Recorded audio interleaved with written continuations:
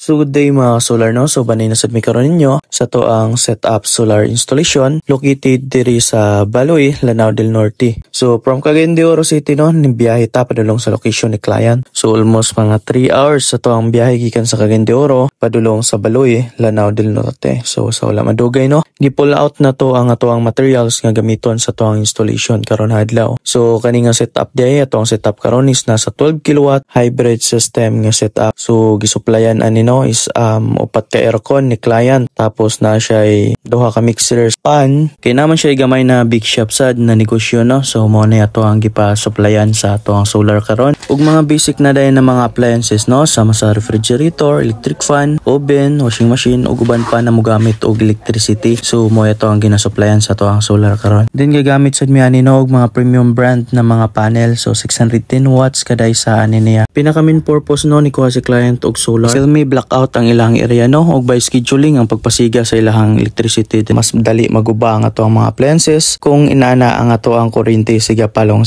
So diri no gagamit mi og battery nga 330 Ah capacity, 51.2 volt ang ato ang gamit no. Gisagad na gyud nato ang ato ang battery karon nga nasa 16.8 kilowatt capacity. So gwapo kayo ang ato ang battery nga gihatag ni client. So kani nga trabaho day no is gihuman lang ni namo og 2 day. Napulo ka buok ang nagtrabaho ani no. So dire gagamit sad mi og 12 kilowatt nga inverter. Solis brand niya to ang gamit dire. Ito ang aerial view, makita ninyo to ang actual setup.